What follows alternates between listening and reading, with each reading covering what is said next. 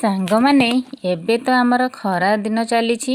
ଆଉ ଖରା ଦିନେ ବହୁତ ବଢ଼ିଆ ଆମର ପଣସ ମିଳେ, କଷି ପଣସ ମିଳେ। ଆଉ ରଜ ବେଳକୁ ଆମର ପାଚିଲା ପଣସ ମିଳେ। ତ ଏବେ ଆମେ ଯେଉଁ କଷି ପଣସ ମିଳୁଛି ସେଇଥିରେ ଆଜି ଗୋଟେ ବଢ଼ିଆ ଟେଷ୍ଟି ରେସିପିଟେ ବନେଇବା, ଯେଉଁଟାକି ଆପଣ ସନ୍ଧ୍ୟାବେଳେ ଏମିତି ଜଳଖିଆ ଭାବରେ ଖାଇପାରିବେ କିମ୍ବା ଭାତ ସହିତ ମଧ୍ୟ ଖାଇପାରିବେ। ତ ଆଜି ଆମେ ବନେଇବା ପଣସର ପିଠଉ, ଯେଉଁଟାକି ଆଗକାଳରେ ଆମ ଆଈ ଜେଜେମା ମାନେ କରୁଥିଲେ ଆଉ ଗାଁ ଗହଳିରେ କରୁଥିଲେ। ସେଇଭଳି ଆଜି ତାଙ୍କରି ଷ୍ଟାଇଲରେ ଆମେ ବନେଇବା ପଣସ ପିଠଉ। ଦେଖନ୍ତୁ କେତେ କ୍ରିସ୍ପି ହେଇଛି ଆଉ ବହୁତ ଟେଷ୍ଟି। ତ ଚାଲନ୍ତୁ ଏବେ ପଣସ ପିଠଉ ରେସିପିଟି ଷ୍ଟାର୍ଟ କରିବା। ହ୍ୟାଲୋ, ହାଇ ଫ୍ରେଣ୍ଡସ୍, ନମସ୍କାର, welcome to my channel Kajal Odia kitchen. ଚ୍ୟାନେଲରେ ନୂଆ ଥିଲେ ସବସ୍କ୍ରାଇବ୍ କରିନେବେ। ତ ଏଇଠି ଆମେ ପଣସ ପିଠଉ କରିବା ପାଇଁ ଅରୁଆ ଚାଉଳ ନେବା, ଯେଉଁଟାକି ଆମେ ଗୋଟେ ଦିନ ଆଗରୁ ବା ଗୋଟେ ଦିନ ରାତିରୁ ନହେଲେ 2-3 ଘଣ୍ଟା ଆଗରୁ ଯଦି ସନ୍ଧ୍ୟାବେଳେ କରିବେ ତାହେଲେ ସକାଳୁ ବତୁରେଇକି ରଖିଦେବେ। ତ ଏଇଠି ମୁଁ 2 ମୁଠା ବା 2.5 ମୁଠା ଚାଉଳ ନେଇଯାଇଛି। ତାକୁ ଭଲ ଭାବରେ ଆମେ 2-3 ଥର ସଫା କରିକି ଧୋଇ ନେବା। ଏମିତି ହାତରେ ହାଲକା ହାତରେ ଏମିତି ମକଚି ତାକୁ ଭଲ ଭାବରେ ଧୋଇ ନେବା। ତାକୁ 2-3 ଥର ଭଲ ଭାବରେ ଧୋଇ ସାରିଲା ପରେ ତାକୁ କିଛି ପାଣି ଦେଇକି ଆମେ ତାକୁ 2-3 ଘଣ୍ଟା ପର୍ଯ୍ୟନ୍ତ ବତୁରେଇକି ରଖିଦେବା। ଯଦି ଆପଣ ସକାଳେ କରିବେ ତାହେଲେ ରାତିରୁ ବତୁରେଇକି ରଖିଦେବେ, ଯେଉଁଟାକି ଚାଉଳଟା ଆମର ବତୁରିଲେ ଭଲ ବାଟି ହେବ ଚିକଣରେ। ତ ଏଇଠି ଦେଖନ୍ତୁ ମୁଁ ତାକୁ 2-3 ଥର ଧୋଇକି କଭର୍ କରିକି 2-3 ଘଣ୍ଟା ବତୁରେଇକି ରଖିଦେଉଛି। ତ ଏଇଠି 2-3 ଘଣ୍ଟା ପରେ ମୁଁ ଏଇଟା ସନ୍ଧ୍ୟାବେଳେ ବନାଉଛି ଆଉ ଆପଣଙ୍କୁ ଦେଖାଉଛି। ଦେଖନ୍ତୁ ବହୁତ ହି ବଢ଼ିଆ ଭାବରେ ଚାଉଳଟା ଆମର ବତୁରି ଯାଇଛି ଆଉ ଫୁଲି ଯାଇଛି। ଏମିତି ମୁଁ ହାତରେ ଦାବିକି ଦେଖାଉଛି। ଦେଖନ୍ତୁ ଚାଉଳଟା କେତେ ଆରାମସେ ଭାଙ୍ଗି ଯାଉଛି। ତ ଏଇଭଳିଆ ହେଲେ ଆମର ପିଠଉଟି ବହୁତ ହି ବଢ଼ିଆ ହେବ ନରମ ହେଇକି। ତ ଏବେ ସେଇ ଚାଉଳକୁ କ'ଣ କରିବା ନା, ସେ ଯେଉଁ ପାଣି ଆମେ ନିଗାଡ଼ିକି ତାକୁ ଟିକେ ଆମେ ଚିକଣ ପେଷ୍ଟ କରିକି ନେଇ ଆସିବା। ତ ଏଇଥିରେ ମୁଁ ଗୋଟେ ଗ୍ରାଇଣ୍ଡର ଜାରରେ ନେଇଗଲି ଆମର ସେ ଯେଉଁ ଅରୁଆ ଚାଉଳ ବତୁରେଇଥିଲି। ତ ଅରୁଆ ଚାଉଳ ସାଙ୍ଗରେ ଆମେ ଏଇଠି ଦେଇଦେବା 3-4 କୋଲା ରସୁଣ ଆଉ ଦେଇଦେବା ଟିକେ ଅଦା, ମାନେ ବହୁତ ବଢ଼ିଆ ଟେଷ୍ଟ ଆସିବ। ଦେଇଦେବା ଗୋଟା ଜିରା, ଏଠି ଟିକେ ପାଣି ଦେଇଦେବା। ଆପଣ ଏଇ ଜାଗାରେ ଶୁଖିଲା ଲଙ୍କା ମଧ୍ୟ ଆଡ଼୍ କରିପାରିବେ। ଟିକେ ପାଣି ଦେଇକି ତାକୁ ଗୋଟେ ପୁରା ଭଲ ଭାବରେ ସ୍ମୁଥ୍ ପେଷ୍ଟ କରିକି ଆମେ ନେଇ ଆସିବା। ତ ଅଳ୍ପ ପାଣି ଦେବେ, ବେଶୀ ପାଣି ଦେବେନି। ବରଂ ଆମେ ଯେତେବେଳେ ଆଣଟି ଦେଖିବା ସେତେବେଳେ ଯଦି ଜରୁରତ ହେବ ପାଣି ଦେବା, ନହେଲେ ଆମେ ଅଳ୍ପ ପାଣି ଦେଇକି ତାକୁ ଦେଖନ୍ତୁ ମୁଁ ଏଇଠି ଦେଖାଉଛି, ଆପଣ ଦେଖନ୍ତୁ ପୁରା ଏମିତି ପେଷ୍ଟ କରିକି ନେଇ ଆସିବେ, ଯେଉଁଟାକି ବେଶୀ ପାଣିଆ ହେବନି କି ବେଶୀ ଗାଢ଼ ମଧ୍ୟ ରହିବନି, ଏଇ ଟାଇପ୍ରେ ରହିବ। ଆଉ ଦେଖନ୍ତୁ ମୁଁ ଦେଖାଉଛି ହାତରେ ପୁରା ସ୍ମୁଥ୍ ପେଷ୍ଟ ହେଇକି ଅଛି। ତ ମୁଁ ଏଇଠି ଗ୍ରାଇଣ୍ଡର ଜାର୍ ଧୋଇକି ସେଇଥିରେ 3-4 ଚାମଚ ପାଣି ଦେଇକି ଦେଲି, ବାସ୍ ସେତିକି, ଆଉ ପାଣି ଦେଇନି। ତ ଏଇଭଳିଆ ଆଗ ତାକୁ ଟିକେ ଭଲ ଭାବରେ ଆମେ ମିଶାଇ ଦେବା। ତ ଏଇଭଳିଆ ରହିବ, ବେଶୀ ପାଣି ନାହିଁ କି ବେଶୀ ମୋଟା ନାହିଁ, ଯେମିତି ଗୋଟେ ଚାମଚରେ ଦେଖିବେ ସେ କୋଟ୍ ଭଳିଆ ଲାଗିକି ରହୁଥିବ। ତାକୁ ଘୋଡ଼େଇକି ଆମେ ଆଉ 10-15 ମିନିଟ୍ ଛାଡ଼ି ନେବା। ତ ସେଇଟା ହେଲା ଭିତରେ ଆମେ କ'ଣ କରିବା ନା, ଏମିତି ପଣସକୁ ଆଣିକି ଆପଣ କାଟିକି ଏମିତି ଟିକେ ମୋଟା ଟିକେ ପତଳା, ବେଶୀ ପତଳା ରଖିବେନି, ମିଡ଼ିୟମ୍ ସାଇଜ୍ର କାଟିବେ। ତ ମାର୍କେଟରେ ଆରାମସେ ଏମିତି କଟା ମିଳୁଛି, ଆପଣ କଟା ମଧ୍ୟ ନେଇ ଆସିପାରିବେ। ତ ଏଇଠି ମୁଁ କଟା ପଣସ ନେଇ ଆସିଥିଲି ମାର୍କେଟରୁ। ତ ଏଇଠି ପଣସକୁ ଆମେ କ'ଣ କରିବା ନା, ଅଳ୍ପ ଟିକେ ପାଣି ଦେବା। ତ ଆପଣ ଯେତିକି କ୍ୱାଣ୍ଟିଟିର କରିବେ ସେ ଅନୁସାରେ ଦେଇକି ଅଳ୍ପ ଟିକେ ପାଣି ଦେଇଦେବା। ସେଇଥିରେ ଟିକେ ଲୁଣ ଦେଇଦେବା। ଲୁଣ ଦେଲେ କ'ଣ ନା ଆମର ପଣସଟା ଭଲ ଭାବରେ ସିଝିଯିବ। ତ ଏଇଠି ଟିକେ ଦେଇଦେବା ହଳଦୀ ଗୁଣ୍ଡ। ତାକୁ ଆମେ କ'ଣ କରିବା, ଟିକେ ମିଡ଼ିୟମ୍ ଆଞ୍ଚରେ ଆମେ ତାକୁ ସିଝେଇ ନେବା। ଘୋଡ଼ଣି ଦେଇକି 10 ମିନିଟ୍ ପାଖାପାଖି ଆମେ ବସେଇବା, ଯେଉଁଟାକି ଭଲ ଭାବରେ ପଣସଟି ଆମର ସିଝିଯିବ। ତ ଏଇଠି ମୁଁ ମଝିରେ ମଝିରେ ଟିକେ ଚେକ୍ କରୁଥିଲି ସିଝିଲାଣି କି ନାହିଁ। ଏମିତି ଆପଣ ମଝିରେ ମଝିରେ ଟିକେ ଚେକ୍ କରୁଥିବେ। ଆଉ ଯଦି ସିଝି ଯାଇଥିବ କାଢ଼ିଦେବେ, କାହିଁକିନା ଗୋଟେ ପଣସ ଅଛି ଜଲ୍ଦି ସିଝି ଯାଉଛି ଆଉ ଗୋଟେ ଟାଇମ୍ ନେଉଛି। ତ ଏଇଠି ମୁଁ ଦାବିକି ଆପଣଙ୍କୁ ପିଠାପାତିଆ ସାହାଯ୍ୟରେ ଦେଖାଉଛି। ତ ଏଇଟା ସିଝିନି, ଆଉ ଟିକେ ସିଝିବ। ତାକୁ ଆଉ ଟିକେ ଆମେ କଭର୍ କରିକି ଘୋଡ଼େଇ ଦେବା। ତାକୁ ଆମେ ଏପଟ ସେପଟ କରିକି ଆଉ ଟିକେ ଘୋଡ଼େଇ ଦେଇକି ଆଉ 4-5 ମିନିଟ୍ ପର୍ଯ୍ୟନ୍ତ ବସେଇବା। ତ ପଣସଟି ସିଝିଲା ପର୍ଯ୍ୟନ୍ତ ଆପଣମାନଙ୍କୁ ଗୋଟିଏ ମୋର ରିକ୍ୱେଷ୍ଟ, ଯଦି ମୋ ରେସିପି ଆପଣଙ୍କୁ ଭଲ ଲାଗୁଛି ଗୋଟେ ଲାଇକ୍ କରିଦିଅନ୍ତୁ। ଲାଇକ୍ କରିବାକୁ ଆପଣଙ୍କୁ ବିଲକୁଲ ବି ପଇସା ପଡ଼ୁନି, ବସ୍ ଗୋଟିଏ ଲାଇକ୍ରେ ଆମକୁ ଟିକେ ଉତ୍ସାହିତ ମିଳୁଛି, ଯେଉଁଟାକି ଆମେ ଆପଣଙ୍କ ପାଖରେ ବହୁତ ଭଲ ଭଲ ଆଉ ରେସିପି ପହଞ୍ଚାଇବାକୁ ଚେଷ୍ଟା କରୁଛୁ। ତ ଏଇଠି ଦେଖନ୍ତୁ ଆମେ କଥା ହେଲା ଭିତରେ ପଣସଟା ମଧ୍ୟ ସିଝିଗଲାଣି। ଗ୍ୟାସ୍ର ଫ୍ଲେମ୍ ବନ୍ଦ କରିକି ତାକୁ ଗୋଟେ ଛନି ସାହାଯ୍ୟରେ ମୁଁ ଏମିତି ଛାଣିକି ନେଇ ଆସିଲି। तो एबे ताकू साइड करके रखी नबा। एबे फ्लेम ऑन करके मु बसेली तावा। एटा मैं तावा रे सेकी सेकी करबा, सेकी सेकी कले बहुत टेस्टी थाए आ कम ऑयल मध्य थाए। तो एठी मु जो चावल बाटिक रखी थी सेटा नहीं आसली। तब से चाउल आम देदेबा टे हलदी जोटा कि कलरफुल देखा टे लाल मिर्ची राग भी नहीं पारे, छोट छुआ थे स्किप करेंगे।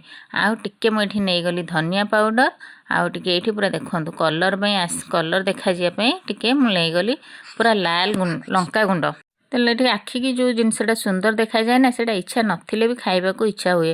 तो ये पकेली लुण, लुण देखिए पकेबे। आम पणस सीजार पकईले आउ टे लास्ट पकईदेली मु कौन कटा धनिया पत्र। तो धनिया पत्र निहाती पकेबे आउ चाट मसला सेटा लास्ट रे देबे। तो ये भल भाव फेंटी नबा। आम जो पणस को सीझेकी रखी थे एमती ये गोटे गोटे करके पकेबा ये चाउल बटारे आमर। तो एमती सब पणस सीझा भल भाव देखो पानी छाड़ी जाइए। पानी हेले कौन ना आम चाउल बटाटा बेसी पानी हो से भल भाव छनी टे रखीदे से पानीटा छाड़ी। तो एमती रखीदे। ये आम तावे नहीं टे तेल गरम करदा, चारिआडे भल कि तेल देवे कहीं तेल हेले भल टे क्रिस्पी होगी हम। तो एमती चारिआडे टे तेलटा भल भाव में मारिदेली।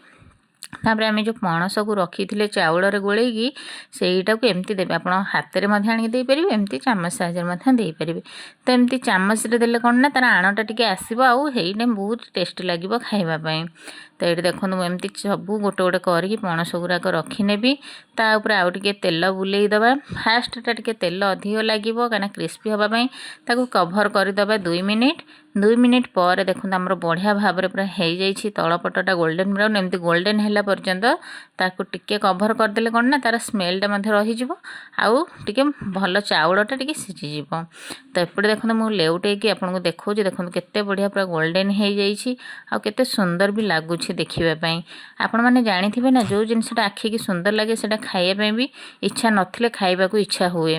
तो ये जो मैंने पणस खाऊना ये करेंगे से गोटे जगह आराम से 2टा 3टा मागिकी खाइबे। हाँ छुआ मैंने भी खुशी खुशी खाई नेबे।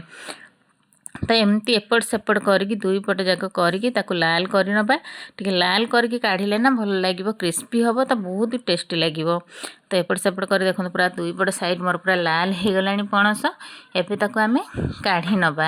ये टे हाई फ्लेम जिते बड़े 2 पट जाक गोल्डन हो हाई फ्लेम करके ताको लाल करे। तो ये देखो केते बढ़िया पूरा लाल हो गला आ गोटी गोटी होती प्लेट रे काढ़ी साइड करके रखी नबा। तो यही भाया ही करेंगे जोटा कि भल लगे पाटिकी टेस्टी लगे। आ निश्चिंत एवं पणसर सीजन चली एटा तो वर्ष को थरे आमको मिले। तो निश्चिंत आणिकी भाया बनईकी खातु आ मो स्टाइल रे थरे बनातु केमिति हेइछि कमेंट रे जणातु। यही भाया निश्चिंत बनइबे आ बहुत ही बढ़िया लगे। संध्या बेले आपन सेमती खाली रे भी खाइजिबे। तो मोर आउ बाकी जहाँ थिला पणस मु ताकू मध्ये एमती आणिकी सब थोईदेली से भाया आउ थे एमती 2 पट जाक लाल करी काढ़ी नबा। तो एपटे पणस है भितर चैनल नुआ थे टे सब्सक्राइब कर दिंतु। आ जदि एपर्यंत भी वीडियो को लाइक करना जदि भल लगे गोटे लाइक कर दिंतु। आ शेयर करूँ आपणकर जो बंधु बांधव अच्छा सांगसाथी अच्छा जी पणस लभर अच्छा पाक ये भिडटी फटाफट शेयर कर दिंतु जोटा कि सी गोटे स्वादिष्ट गाँवली स्टाइल आमर नुआ रेसिपी पणसर पाइबे आर मजा ने। तो बाकी सब रखिकी मुझे टे तेल देकी आउ टे कभर कर नबा। तो ये देखु 2 मिनिट पर मु देखा आपको। तो बहुत ही बढ़िया कलर आसी बहुत बढ़िया होइछि पूरा गोल्डन होगी देखो हो जाइए आ तलपट पूरा क्रिस्पी हो जाइए। तो यही भाया करके बिल्कुल भी जिते बड़े लगी जाऊँ आप रखिला जॉइंट रे जमा व्यस्त हेबनी से हो सारा पर एमती टिके पिथा बाती दाबी देले से आराम से गोटी गोटी हो आ बहुत ही सुंदर। तो देखो ये आमर सबतिक पणस ए रेडी हो गला। तो एमती गोल्डन पूरा करके क्रिस्पी करके संध्या बेले आप खाली रे 4टा बेले जो बसुँच आराम से खाइबे कि भात सहित खाई पारिबे। आउ अल्प दिन रहिला पणस सरीजिव माने सरी तो जीव पाकल हो खाई पारिबेनी। तो एबे मिलूची एबे आराम से आपण आणिकी ये रेसिपी घरे थरे ट्राए करंतु तापर मते जणातु। तो देखो मोर ये कथा आपन सहित कथा है भितर ना मोर पणसटी पूरा बहुत बढ़िया 2 पट जाक क्रिस्पी होगी पूरा लाल हो गला। तो ये मोर सरीगला पणस पिठो। तो ये आम ताकू काढ़ी टे साइड करदबा। तो ये मुझे सब पिठ को एमती देखो प्लेट रे काढ़ी नहीं आसी। आपड़ जमा भी मो किचन आड़े जातुनि मो किचन बहुत छोट आ मोर सेमती डेकोरेशन भी किसी ना। तो ये लास्ट सेमती गरमा गरम उपर मुझे चाट मसला पकईदेली जोटा कि खाइबा को आहुरी सुंदर लगे। तो ये गरमा गरम पणस पिठौ रेडी।